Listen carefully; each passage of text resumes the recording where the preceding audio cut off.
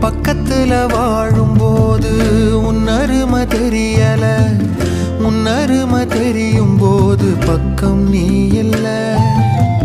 தன்னந்தனி படகு போல